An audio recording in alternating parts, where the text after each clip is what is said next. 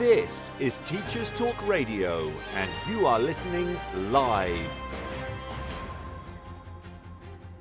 Good afternoon and welcome to the afternoon show with Famida Choudhary on Teachers Talk Radio.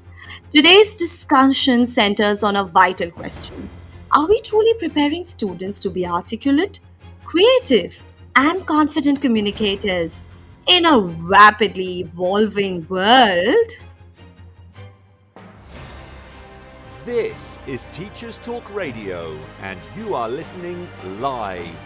Tune in live at ttradio.org, or to join in the conversation, download the Podbean app and search Teachers Talk Radio. Follow the hashtag TTRadio. Tune in, talk it out with Teachers Talk Radio.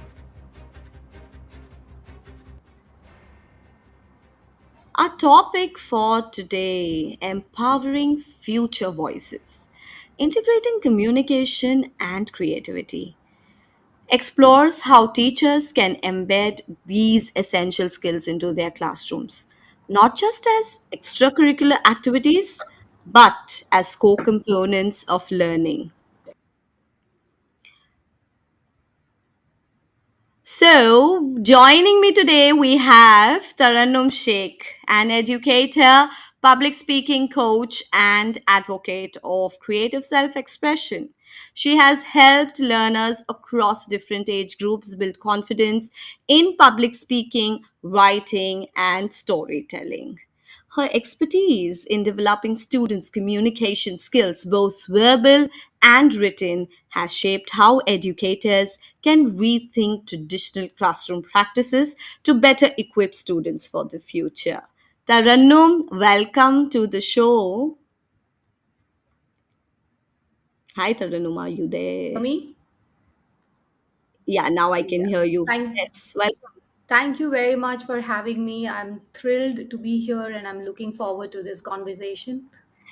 So, Taranum, as I started with a very important and vital question, about truly preparing students to be articulate, creative, and confident communicators in this today's world and going forward as well.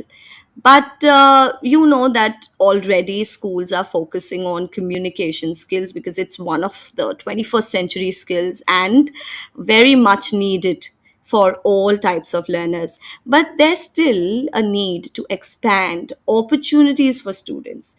So, again, before posing a question, all the listeners listening to me, put on your thinking caps. And yes, Taranum is here to answer my questions. Whereas, what are some critical areas like educators should place more emphasis on? Thank you, Famida. It's such a vital question that you've posed about critical thinking, communication as one of the few of the four C's of 21st century skills that we often talk about. Before we delve into understanding what's communication and creativity and how educators can embed these practices, let us understand both the elements in a little deeper way. Communication, in my opinion, is the exchange of thoughts, ideas, questions, and solutions, while creativity is trying new things to get things done, problem solving, or in simple words, seeing things in a different light. So these are the two core essential skills of the 21st century world. And to further delve into it, I would like you to, use a metaphorical way of explaining it in terms of communication and creativity as, the branches, the roots and the branches of a tree. So communication, the roots, because that's something you need to propel yourself to the next level. And being in the communication and the coaching domain, I place a lot of emphasis into communication and confidence that goes hand in hand. So I would like to deem that as a significant part of the tree, which is the roots, and while creativity as the branch, that helps you to outstretch, explore, and the new possibilities and new ideas. So having said that, these two are the core skills of the 21st century, and I think we as teachers to understand how important they are in navigating the challenges of the real world. So Mm-hmm. even in my experience in school, we've seen that the schools have been evolving quite a lot, from the time when I began my career somewhere in 2009, and now if I see in the last one decade, there has been a lot of positive change that has happened in the school communities, because now the educators and the senior management and the administration has clearly understood how these two skills are important for children to be honed and nurtured at the right age. So that's my take on effective communication and creativity.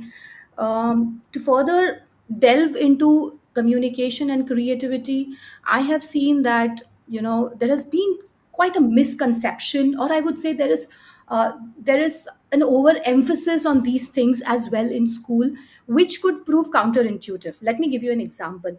So when we Mm-hmm. talk about creativity, a lot of us, deem creativity as something which is a tangible outcome. For example, a creative project, or maybe something to do with DIY that the child creates and showcases, and maybe acts out in a theater in a creative way.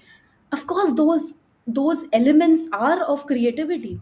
What I would like to stress here, as in my experience, is that creativity shouldn't be narrowed down to only something that's tangible out there, because that way it puts a lot of pressure on students when it comes to creativity. Oh, I have to create something in order to be called creative. It doesn't have to be like that. I feel even asking a creative question, or giving a creative response, or providing a creative solution to a problem should be deemed as creativity, Absolutely. as So opposed I to just creating it. Yes. Mm.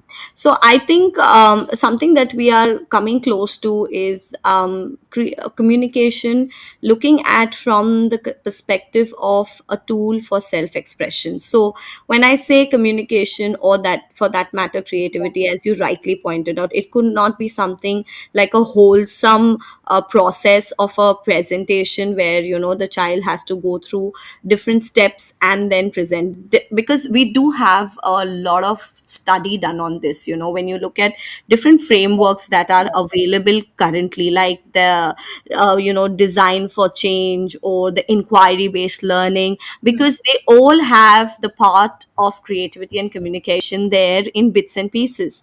And Hmm. it might not be like it is there throughout, but we cannot underline the fact or forget the fact that these also are important. Because when you deal, as you have also dealt with different age groups, there would Hmm. be something that goes with guided and stepwise for children to Yeah. come up with to that final outcome.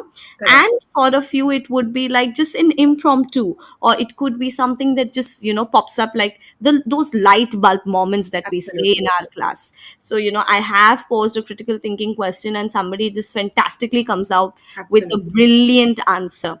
Even for the Absolutely. planning stage, when we have those discussions with students with storytelling. But Yeah. because even before, when they come up and tell their stories, it is that planning stage where they talk it out, where they discuss Hmm. it. Maybe Yeah.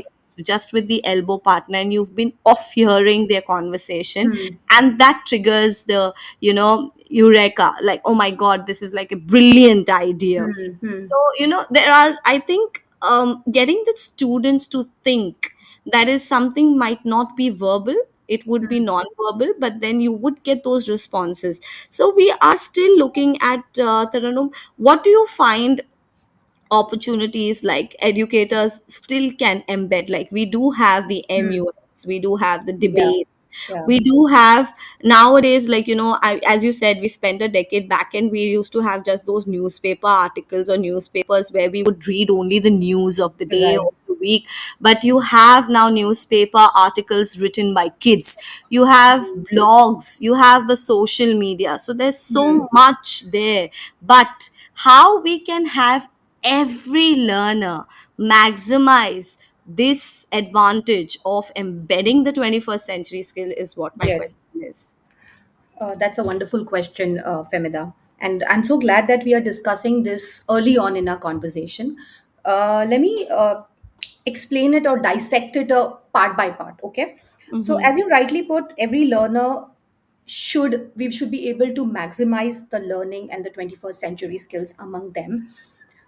I want to go back to a classroom scenario. Okay.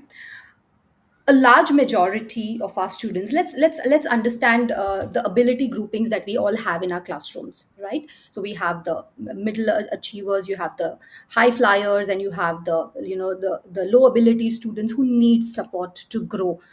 Um, and when we look at the ability grouping, we see that the large majority of our students are average achievers. I'm sure you may agree with that. When we want to maximize opportunities in classroom, we have to look at it in a way that we are creating our middle achievers, or building or honing confidence among our middle achievers first. Let me give you an anecdote to explain what I mean by this. I had this student a few years ago who joined me at the Active Kids platform. Was very well versed with the language skills and had clarity and confidence to talk. So when I happened to ask him, what bothers you about your school, or what is one change you want to bring in your class or in your school, he says that I never get selected by my teachers in competitions or host an event, or inter-school or school events, and I crave for it. I really want my teachers to understand that I can do it. These were his words, and it really shook me, and I kind of got into the downward spiral, as in, he's right. I mean, when I see myself in a classroom setup, we always leverage on students who are proficient speakers, who are confident in their thoughts and in their clarity. Mm-hmm. However, we largely ignore students who need the guidance, confidence to kind of go to the next level. Sometimes I feel we as educators kind of, we are blindfolded by the fact that we are only focusing on the ones who can bring us result. Let me put it that way. Mm-hmm. While a large majority of our students still want the recognition. So, to answer your question, first is the identification part of it. I think the Mm-hmm. educators, especially teachers, should ask critical questions to themselves. I mean, how we can leverage opportunities in the classroom so our middle achievers can have the confidence to speak, confidence to talk, confidence to write, confidence to host. Because these tiny opportunities that we create in classroom can bring a dramatic change in the way they look at things. So tell me one thing: if a teacher encourages a student to do something better, I think that something itself is a boost for a child, isn't it? So Absolutely, yes. Yeah. when we talk about maximization, I think with the current practices that we have, the smart students are getting smarter, while our average students are still remaining average, sadly though. You're reminding me of haves and the have nots. So, Absolutely, absolutely, I'm sure Famida. we've And studied it this. really, Yeah. it really, yeah, it really, puts a question to us as educators. I mean, do we have to revive our practices? Do we have to still relook at things and understand things from the student's perspective? Uh, Yes. and build practices so that we can maximize these opportunities in the classroom. Sometimes it's not just the outcome that matters, it's the process, what the school would Yes. take. Yes. So I Yes. think that is something that I want to go into before we kind of talk further about creating opportunities. Of course, there are a host of practical strategies that the teachers can use, but it all starts with the mindset. It starts with the identification and the intent of bringing this change, doing that bit in the classroom first. That's great to know. I'm sure Taranum educators listening out there really feel that, the when we look at this something, the concept called as personalized learning, or it is differentiation. But all of this starts with the simple process of identification. So when the teachers there themselves want to give opportunities, it's so important to see whether every learner is getting involved, whether every learner is a part of the process, or it's only the challenge, the challenge is going ahead for the gifted and talented, or for the students who have actually raised their bar really high. So Yeah. I like the fact that we are discussing equal opportunities. I like Correct. the fact that we are talking about the students that are average students, and maybe or most of the classrooms do have them more in numbers, and how as an educator you tackle this kind of a situation and be a part of the process of the child's learning journey. Maybe, one day, it might not happen overnight, we are all aware of it, because That's right. these critical thinking skills and these 21st century skills, basically the four C's that we talk about, and specifically looking at creativity and communication, is something that really needs a lot of thinking and a lot of time. So and I'm sure you would agree with me, that these are gifted to a few. Like, it might, when you give them an opportunity to come and speak up, they might not have a stage fear, they might not have, penning down things or just replicating or imitating, people. But yes, but there are that few who are there in our classrooms, I'm sure in every classroom, who hesitate, who cannot, build that confidence. They need that support, they need that guidance, as you said. So I think we are really looking and hitting onto a very important point, which will help our listeners to reflect as educators, that the when I say a classroom opportunity, I am looking at that opportunity of first involving every child, isn't it? Yeah, absolutely. Yes. So I'm going to go ahead with this discussion, but after a quick break. So let's listen to the break and come back. Sure. This show is brought to you in partnership with John Catt Educational, publishers of professional development books and resources that support great teaching and learning in schools around the world. Don't miss out. Level up your professional development today and visit johncattbookshop.com to explore the full range of titles. Use the code JCTTR2425 for 20% off your order. Happy reading. Meet USA Study, your one-stop platform for guiding students through their college application journey. Access up-to-date resources on universities, programs, scholarships, and application requirements, all in one place. Get easy-to-access tools, personalized timelines, expert tips, application templates, and exclusive webinars with admissions officers to help your student stand out.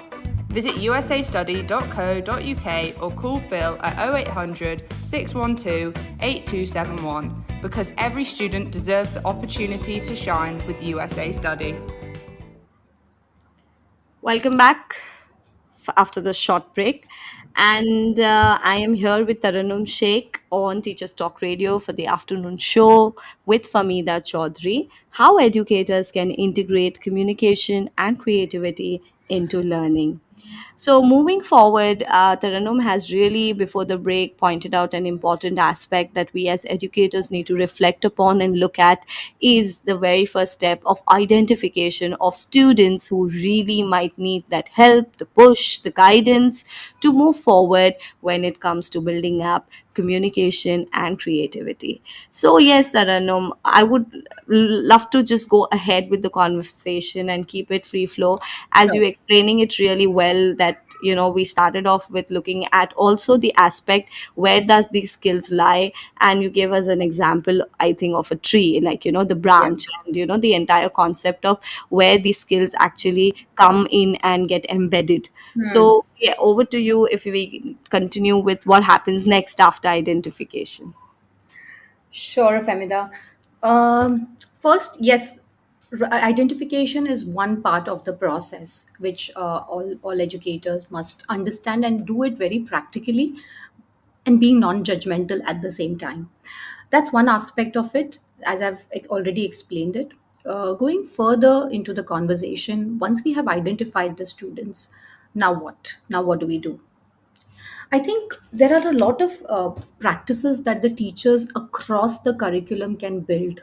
Now, here I'm not talking only about of creating opportunities in the English classroom, because I feel literacy is everyone's business. Everyone has to develop literacy skills among children, and for that, I would reinforce a lot of practical tactical things in the class, like storytelling and role plays, which irrespective or regardless of the curriculum, or the subject that the children are learning, the children can experience it in the classroom, so that they understand that the curriculum of speaking or confidence or communication or collaboration, for that matter, isn't just happening in my literacy lessons, but it is also it's integrated across the curriculum. So for example, the three things that I would could speak on top of my mind would be storytelling, role plays, persuasion. These are the three things that you can definitely and most certainly make a part of your lesson plan. So for example, let's say the children are learning about solar energy in their science lessons. In fact, the teacher can definitely create opportunity of persuasion, which is the core skill of today's world. The negotiation, the debating, it all starts with persuasion. So the teacher could have, instead of having an open ended question, the teacher could have an opportunity like, convince me how solar energy could help make uh, a world a better place. Now here, the child is not just it's not just critical thinking, but here the Mm. child will also have will be able to generate new ideas. That's one thing. Problem solve, yeah. Problem Mm. solving, and will also learn how to structure the ideas to make it persuasive.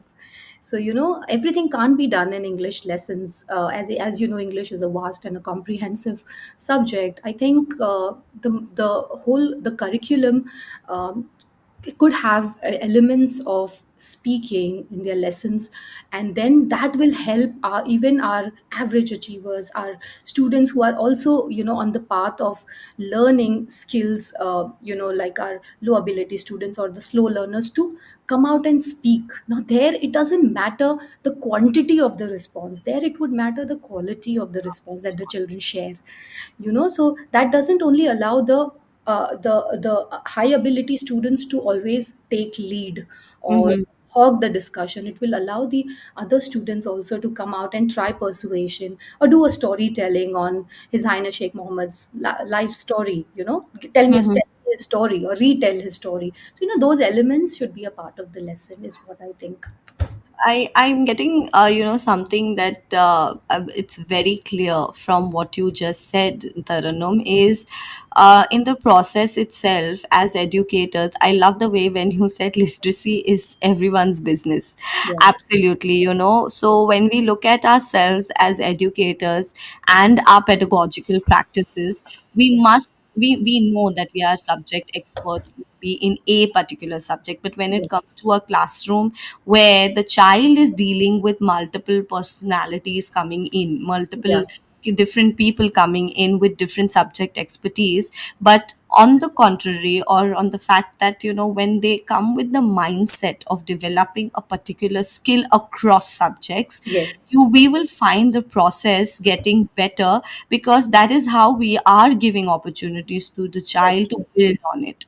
So Absolutely. I feel, I'm sure our listeners would agree too. And please, you can definitely post your questions while you're listening if you have any queries, because we have Taranum, who is really experienced in this field, and she is giving, I like the way, not only examples, but she is recollecting anecdotes and sharing that with us, which will help us to connect. And she's from a perspective that she's looking from classrooms, what educators are currently doing, and from a person who has an bird's eye view of looking of what things might not be touched in the classroom. So that's what I'm really keen on getting the conversation forward, Taranum. And I really like the fact that you brought the point that when we say this cross curricular, when we say Yeah. this real life, when Absolutely. we look at these strategies in lessons, Yeah. it has to be ongoing. It has to be in every lesson, irrespective of subject. And I would just, draw your attention, listeners, that when I say subjects besides literacy English, it's not only about English, math, science that I talk about. It has to be dance, it has to be Correct. your lessons, it could be art and craft. I think, art and Mm. craft is something where kids can just pen down their creativity in such a, Right. in different ways. And I also remember an incident where I know of a student who was not great with writing. Hmm. Hmm. But when I tell him to draw it out, sketch it out, his Right. ideas, it comes up in a very fantastic, fabulous manner, which you Yes. can't even think of. So it is, these are the opportunities we are talking about, right? Right. We are not literally saying like let them go on stage, have a an event where they Right. present, and they are, as you said, pressurized, or to come up, and it might backfire as well, as you said, when you keep Yeah. getting to that. So it has to be a process, and it could be different. I'm sure you have some more strategies, Taranum, out there. Sure, Famida. Thank you very much. Um, I would like to add to one more. It came to me like a revelation. Okay, Mm, when I began my entrepreneurial journey, and that is something I want to take this opportunity to share it on this platform. Is more often than not, we think communication to us, at least for me, was okay. When I see a prototype of a good communicator, to me, that person is someone who is extremely fluent, can use lofty words, okay, mm, and someone who has the ability to talk to 10 people or 10, 2500 people at a point, okay. mm, That was my mindset, okay. However, when I started studying and going deeper into communication skills practice, and I have specifically studied few very relevant people who have worked in this field of speaking, communication, charisma, and coaching. mm, Uh, I came to understand that how crucial is nonverbal communication in communication skills. It's not just about what you say, it's how you say it, right? So I yeah. had heard of this several times in my life, but I came to understand this very clearly, and I would vehemently stress it at this platform, that body language plays such a crucial role in developing students holistically.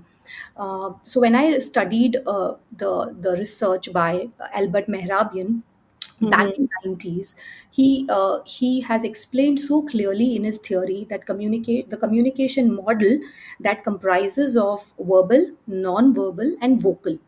So he clearly explained that, for me, like I'm going back to the example of what I used to think good communicators should be. So I should be. thought it is always about verbal, using Mhm, great yes, words, yes, yeah. all of this. However, I was shaken up when I came to understand that the communication, the verbal communication, only comprises of 7% in the entire communication model. 55% is body language, and Mm, another 38% is the vocal power, means the voice, the pitch, the tone, the resonance. All of these plays such a crucial role. And that day when I read this theory in detail, and I was like, oh well, I had been training children to speak great English, to have mhm, great command or great hold on grammar. While that is important, I deem mm, that as important. However, it's also significant that how students use the power of their body, the entire mm, body language, or the body language components include eye contact, facial expressions, posture, movement, facial expressions, use of smile, those kind of things. When I yes, delved deeper into it, I understood that they do play a very very crucial role. Now imagine absolutely. if I have been in so many events, and I'm sure you would also relate to, where the Mm, speaker has a very good hold over the language, but is unable to connect with the audience, is correct. unable to you are unable to follow the speaker, because the speech lacks structure. It's there is something no. that, I'm sorry, but I need to just connect this when you're saying Yeah, something to facial expressions. yeah, I just remember, it quickly comes to my mind like yeah, one of yeah, the yeah. students Go who ahead. really Yeah, wants to, express himself, but, is like there's no expression at all.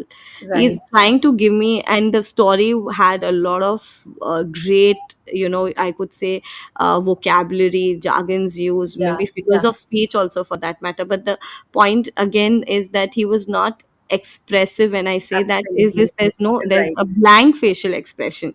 So absolutely.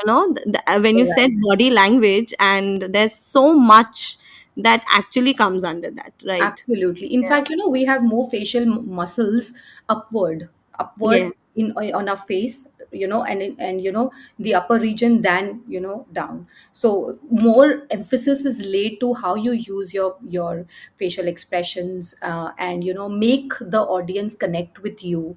And there are other techniques as well that comes in play with body language. So coming to the point of what the classrooms can have is, I think, revamping speaking curriculum or rethinking on what we are teaching children in speaking is going to the help us as educators to reflect if we really need to change it. Because in my experience of working in schools for 10 plus years, I don't think I have ever taught children how to use their hands in communication, and that's true. I mean, I regret the fact that why didn't I train my children that your hands is like, it's like a highlighter. Whatever you're saying, you're highlighting it to your Mhm. audience. Mhm. Imagine you don't use your hands, and you fold your hands, or you put your hands in the pocket. That's one way of your audience disapproves of you as a speaker. And I think we as educators have done so many mistakes, in communication.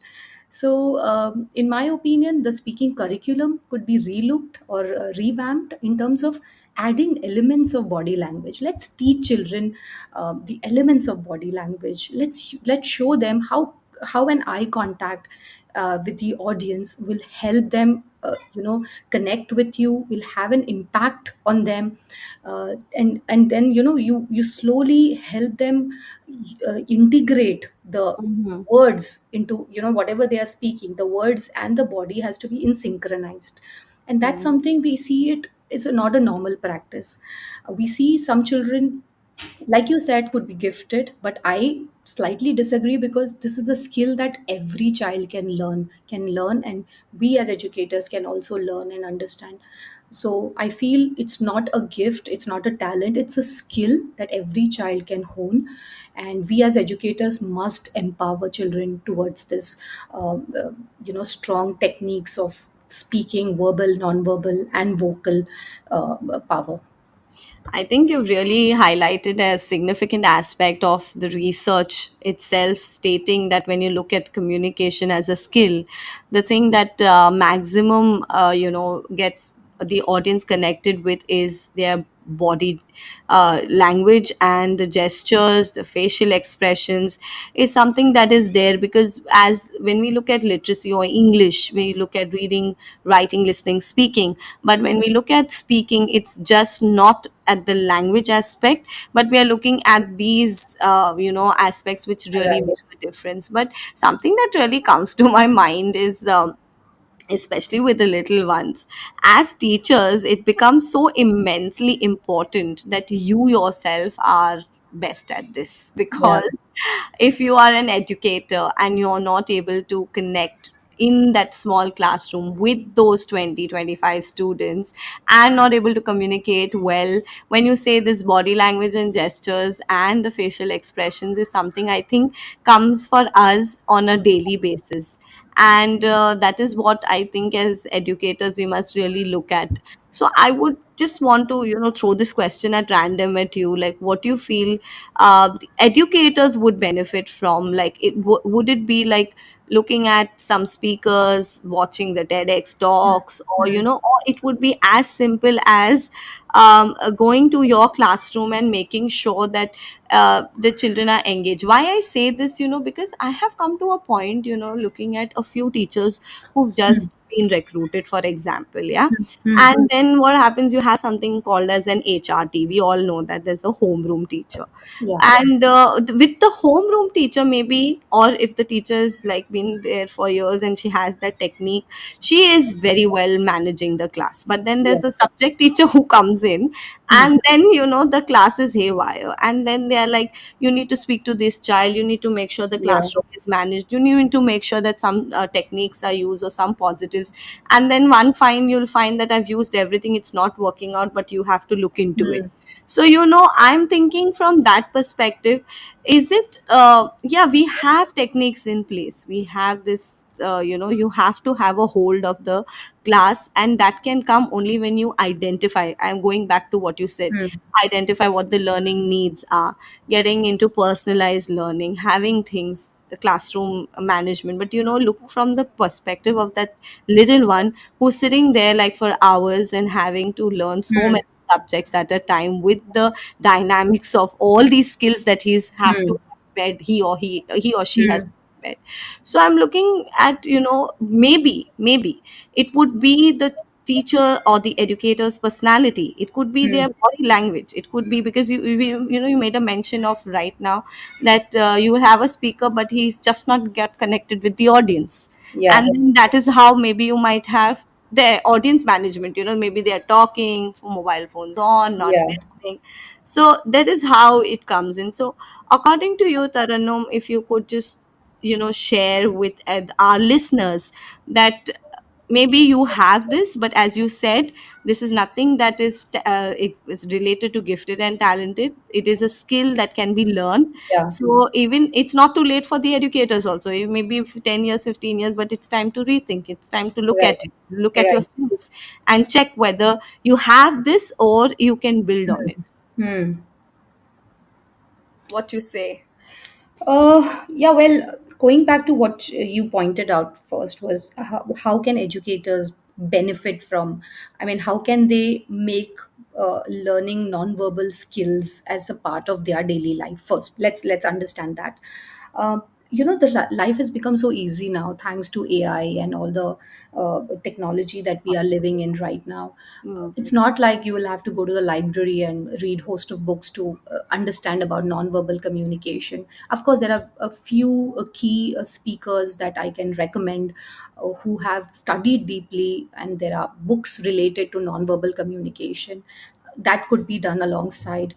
One is for self learning for teachers. There are a lot of AI apps, which is a communication coach for you to which gives you spot on feedback on how you are doing. So let me give you a few examples. Like Udly is a very common app that we use at our classroom, where we when the child is what given a is it? topic on the spot, the Spell it, child, Taranum. What is yeah, it? it's Udly,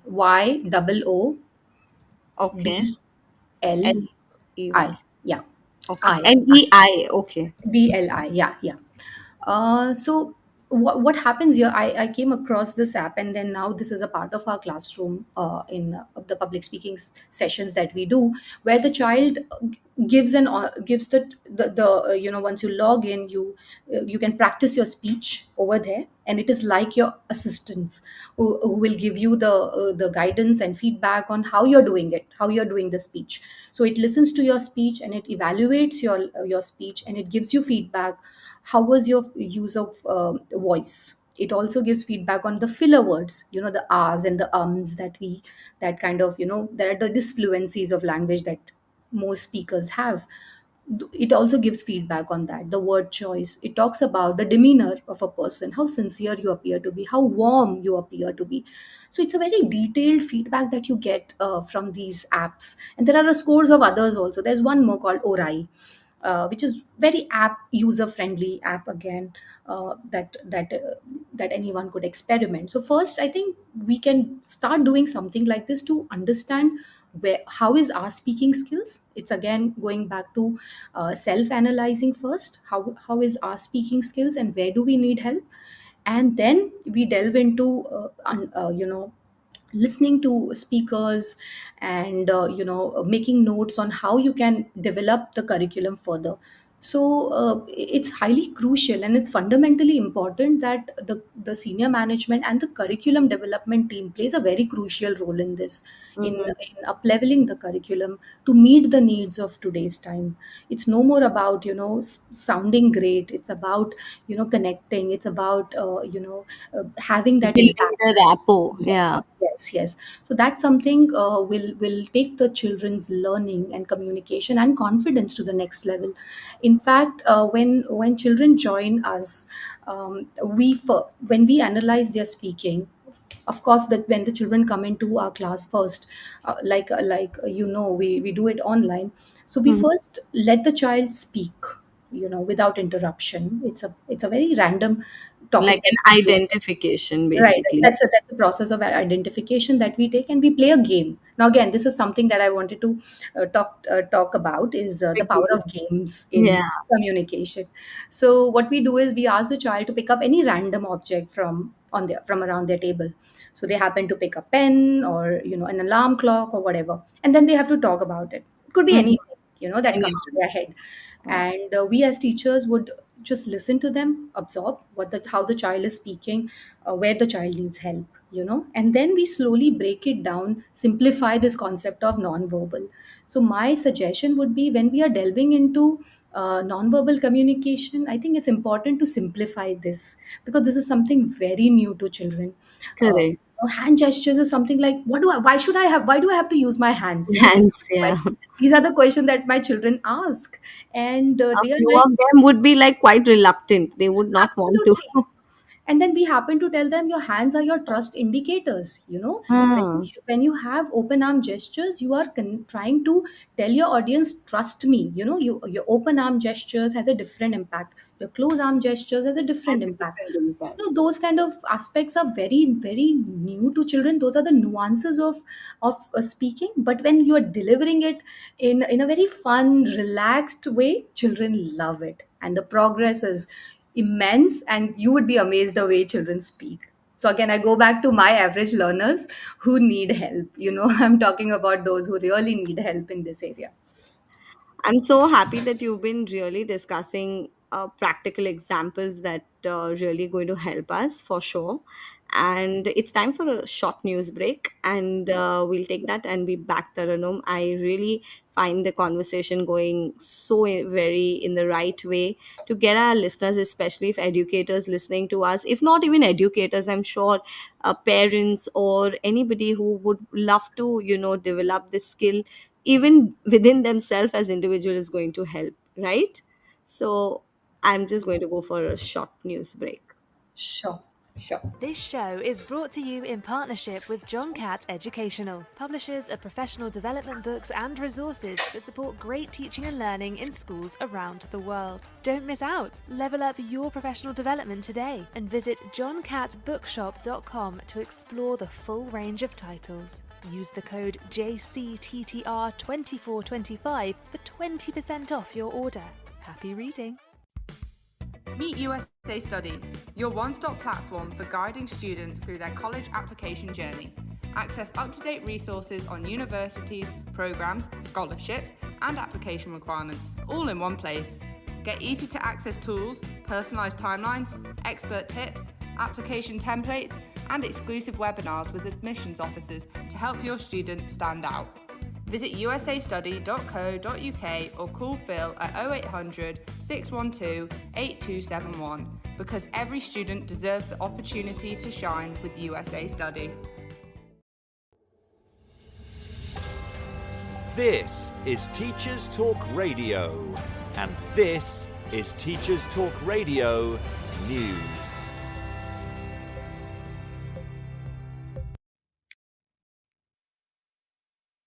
BBC News reports on changes to apprenticeships. Businesses employing adult apprentices will now, according to the DfE, have the power to decide whether a maths and English qualification should be part of the prescribed course. This could mean 10,000 more apprentices are able to complete courses every year. According to the news site, more than 90,000 people over the age of 19 began apprenticeships between August and October 2024. However, more than 45% of apprentices drop out of schemes without completing the course. This is according to recent official DfE figures.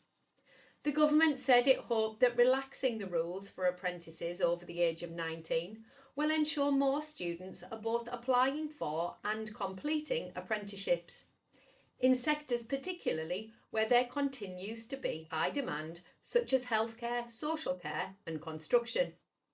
Apprentices aged 16 to 18 will still have to complete an English and Maths functional skills qualification, equivalent to a GCSE, as a course requirement. The government has also confirmed plans to reduce the minimum duration of an apprenticeship from 12 months to 8 months from August 2025. The move has also been welcomed by many businesses, who say it will help employers fill skills gaps more quickly. Whilst failing to secure a qualification in Maths or English is one of the key reasons apprentices do not complete courses, an education think tank is also quoted in the article as saying poor quality schemes are also a factor. The chief executive of Lifetime, England's largest apprenticeship provider, welcomed the changes, but also said he was disappointed the change was not fully extended to apprentices aged 16 to 18. Full details and comments from those following the current apprenticeship courses can be found on the BBC News website. Schools Week carries an opinion piece on workload and changes to Ofsted, focusing in particular on the impact changes and developments can have on staff who work in and leaders of small schools. The piece by the head teacher of a primary school highlights the fact that Department for Education and Ofsted have the same expectations of a school, regardless of its size. The article focuses on the outcome of a Freedom of Information request submitted to Department for Education about the statutory roles a school is required to have a named person for, and a list of the roles it is good practice to have a named person for. The response from the Department for Education, as quoted in the piece, was, "The department holds the information you requested, but it is being withheld because the department is not required to provide information in response to a request if it is already reasonably accessible to you." However, the piece goes on to say that having accessed all of the documentation on the Statutory Guidance for Schools website, and running them through an AI program to see how long it would take a human to read them, the outcome was concerning: between 29 and 40 days of uninterrupted work. The article closes with a concern that the information itself is actually not reasonably accessible, and that perhaps finding staff to complete the statutory roles is similarly challenging. In Wales Online, a story about Saturday detentions is featured. Those of a certain age will remember the film The Breakfast Club, which focused on an unlikely mix of students forced to spend a Saturday together after behaviour incidents in school. In Wales, however, a school led by a man dubbed Wales's strictest headmaster, where staff had previously been on strike over physical and verbal abuse from pupils, has just introduced the weekend detentions.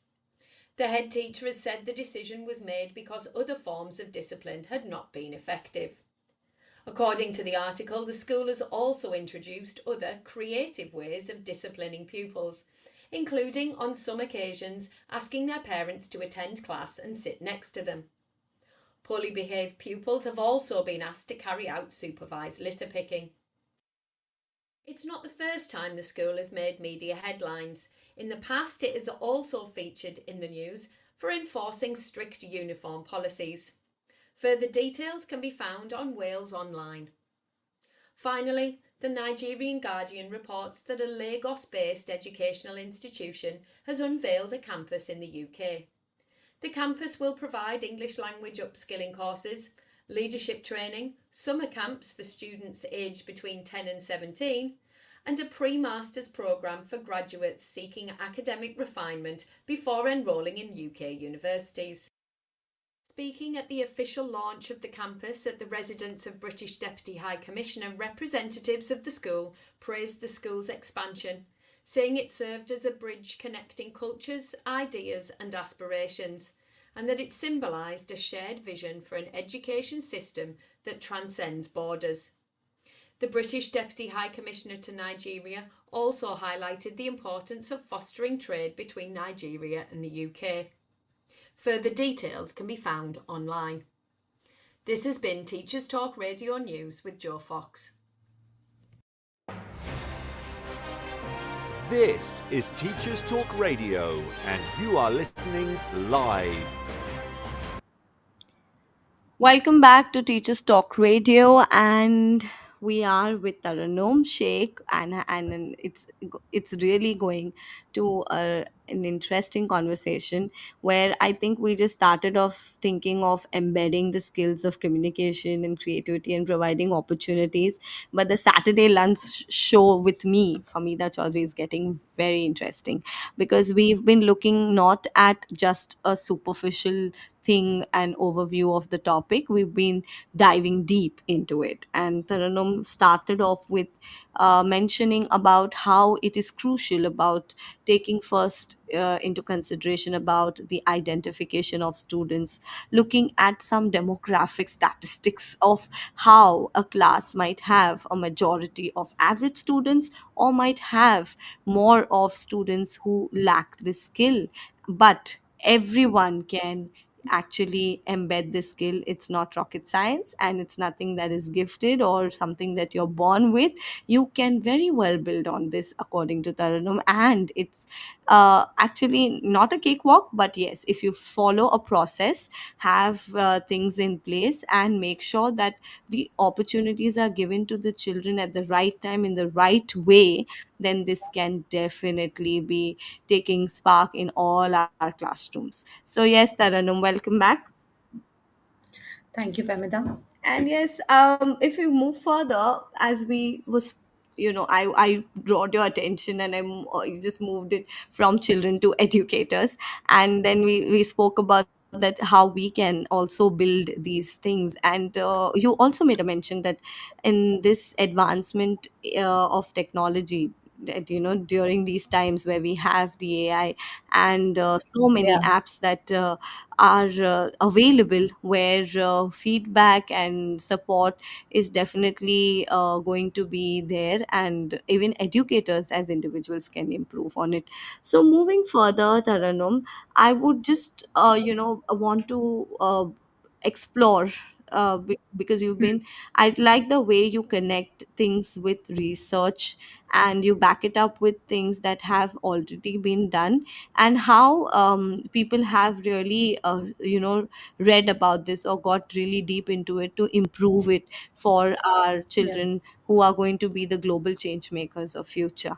So looking yeah, at this, I want to look at from the perspective of parents also, like yeah, how we yeah. can have them look at it. As we said, sometimes even parents tend to Hmm. pressurize their kids that अरे ये तो कुछ Hmm. बोलती नहीं है, or she's not talking at all, she Hmm. doesn't speak, or Hmm. sometimes it just happens that she's there around, and there's a lot of Yeah, people, and then parents want to just get the basic communication and they fail to do that. So looking at yeah. parents, if you have something to share, also if you could share an example of a student who you have Hmm. seen as a, like he was an average child, and how has Hmm. turned into, Hmm. because I want you to give a reality check to our listeners Hmm. that if Hmm. you start with these things and if you have a process in place, so how much time would it, because that's only tentative, as it will be different for person to person, but yes, you Hmm. give them a tentative thing that if things are in place, then what would be the Hmm. scenario if we look at the Hmm. child's learning outcome. Mm-hmm. Great. Talking about parents now, Femida, as you know, parents play a vital role in mental, emotional, physical development of the child. I feel the role of a parent is like a tonic. They do not have to create processes of identification and systems because we are the experts. I think that should be left to us to decide. However, parents can make a very significant impact on the child's development and confidence, if I may underline that part. Let me connect you to one anecdote Mhm. again, as I Love love even telling I love stories. to listen to it. I had been to one of the events last month, which was a pitch perfect event. Here, the children of from ages 7 till 10 were given opportunities to, they were given a prompt and they had to If complete I it may with ask, an which idea. age group was this? This was age 8 to 10 years. Okay. Yes. So where I was the judge or one of the the jury in this contest, and the prompt given to these kids was the parents should not. That's it, and dot dot Okay. dot. And the children had to come up. Of course, these were prepared speeches, but the idea was of the students, because after the first round, the judges had an one to one with the contestants. We had to ask them questions if they really believe in what they said. Uh-huh. So the best part was, 80% of these speeches had something very common, and that was comparison. They said parents should stop comparing us. That affects us. I feel I am a no one. I feel I am not good enough.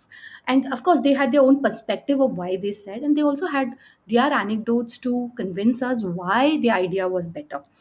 Um, Coming to the point which I am trying to make is the role of parents.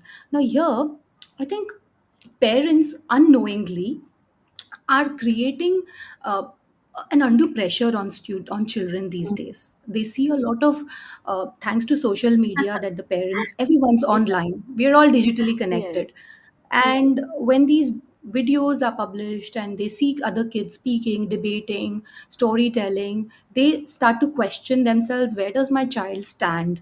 And that puts a lot of pressure on them as parents, because they also want their child to be competitive, to be able to articulate and all of this. But what happens is, the way they conduct this whole thing with with the child is, they start to compare.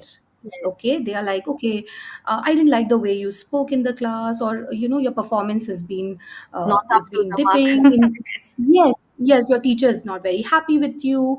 Whatever the context is, what I'm trying to say is the power of words. Ah. So my advice to parents is, words have immense power. It has the power to heal. Mm-hmm.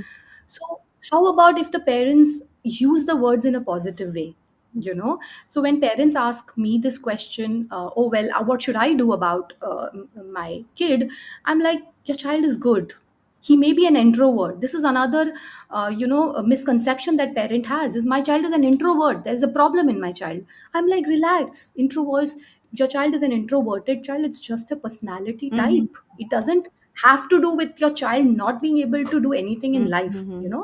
Even the introverts are the most creative and the most, the CEOs of high level suites. It's not that they cannot do anything in life. So firstly, there are a lot of misconceptions that compounds in the parents mind. So what one suggestion that I would give parent is, use the words wisely. Affirm the child that, yes, you're not yet there, but I know you will get there. The you know belief, basically. Yeah.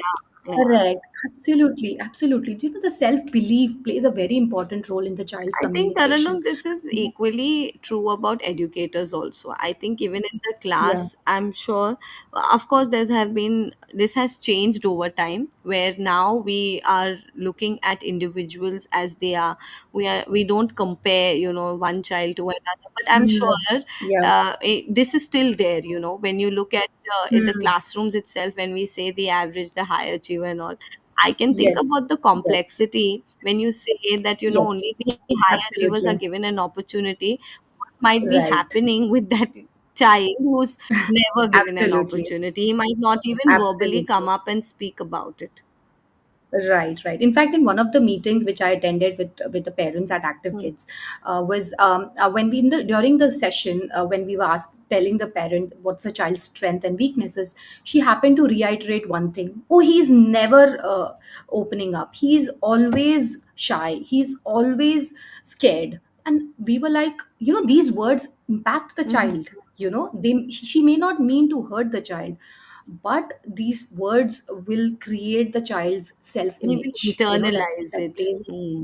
Absolutely. So, my suggestion, my only suggestion would be use words to build confidence in the child, and be that beacon of I light for the mean, child, rather yeah, than I being think that someone, words yeah, can who's actually break adults also. It's so important as, absolutely we as adults also, we tell each other, speak up, speak good, otherwise, like silent. yes, Or, you have to really be so careful and cautious of what you're talking. Yeah. absolutely.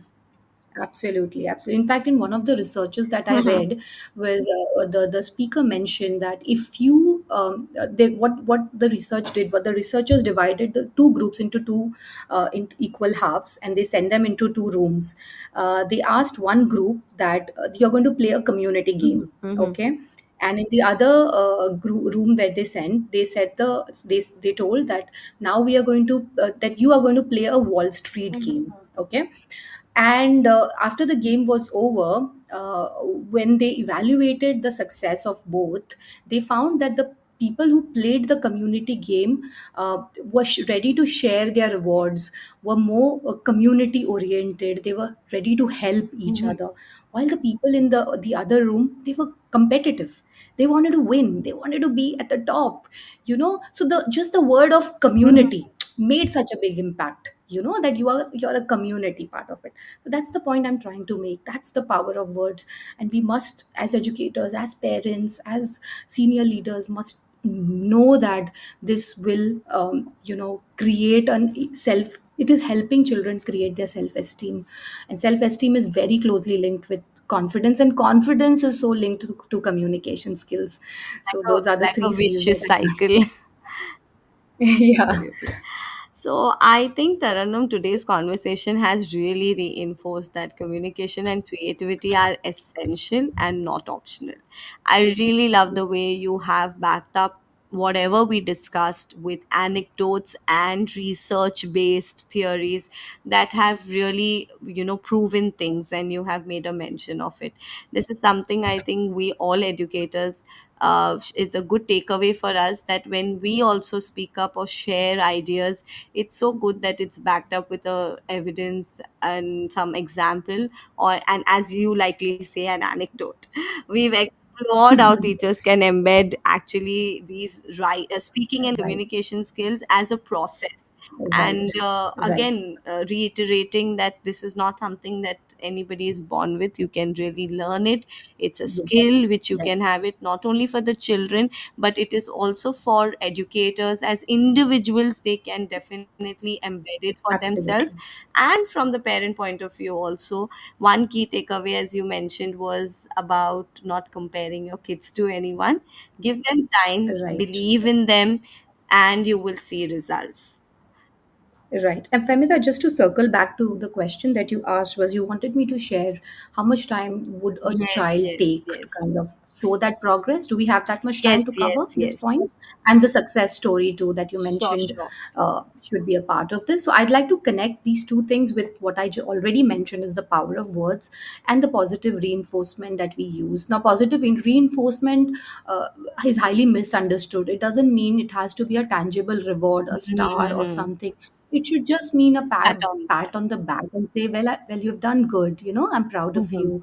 Or giving opportunities to child to lead a particular group. Or it could mean that giving the child more opportunities of that kind in future as well. So coming back to the success story that I have for you guys is, yes, I do have one of my students, which then the story is very dear to me. Mm-hmm. I have this student called Mm-hmm. Hannah, who joined us back in 2022. Okay. And when she joined us, she was a very shy, timid child, very introverted sort of a child.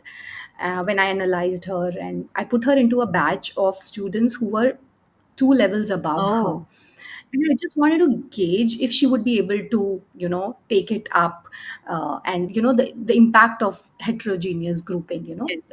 So this is what I experimented. Though I believe I trust my gut a lot in such situations. But after a few sessions, I thought I've made a mistake, because I feel it is negatively impacting her. But I was Mm-hmm. wrong. In fact, what happened was, with positive reinforcement and with helping her shape her self belief, I was able to help her. The child who was hardly able to introduce herself in the first year, in that entire year, was very tumultuous. The first year was very slow, and that made me question a lot.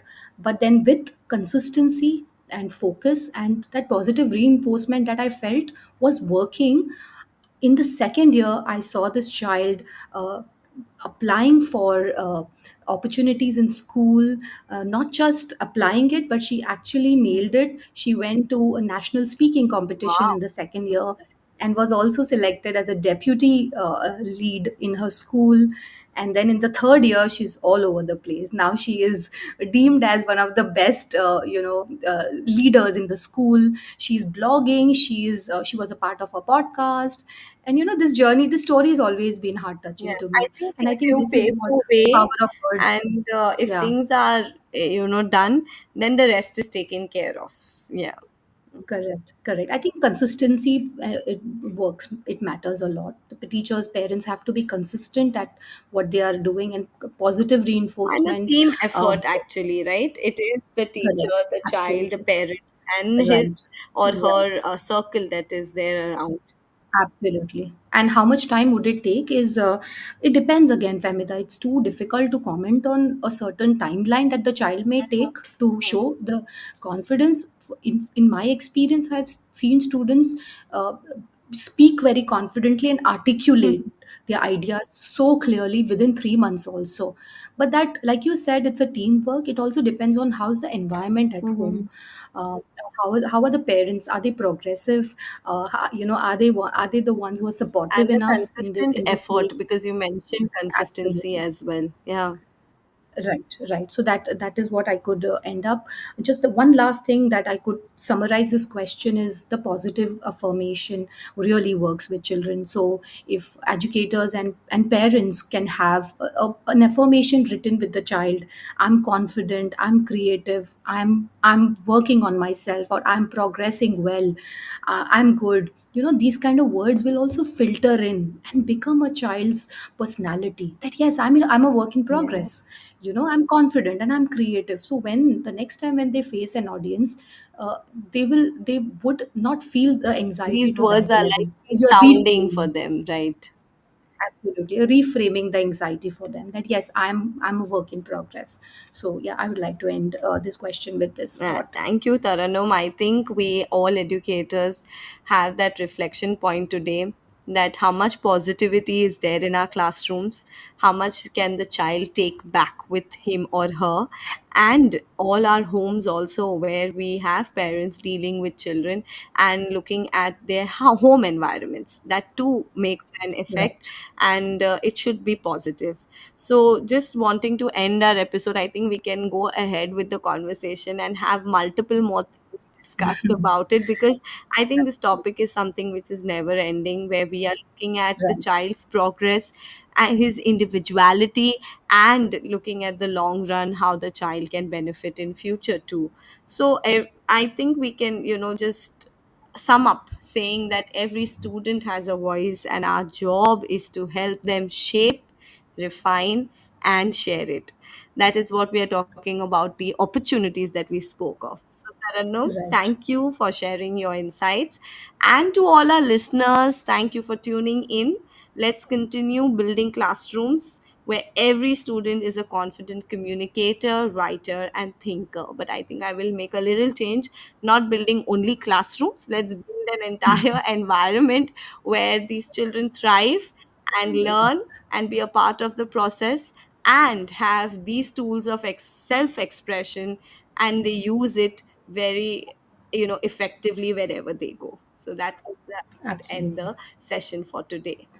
Even I want to say a few words to you, Femida. I think what you're doing is so incredibly important. Giving a platform like this to teachers to connect with like minded teachers across the borders and helping understand perspectives of teaching. And even, it is helping us expand our horizons so much. Despite your busy schedule and your commitments, you're still doing this. It's really beautiful. And I would love, to be a part of this, and as an audience and or a speaker whenever you need Sure. me, to understand more about how we are unlocking the potential in the Amazing. classrooms. Thanks to Teachers Talk Radio, and we will be continuing inspiring our educators down there. Thank you for everyone listening out there. Thank you, everyone. Thank you very much. You've been listening to Teachers Talk Radio. Tune in live and listen back at ttradio.org. We look forward to hearing from you next time on Teachers Talk Radio.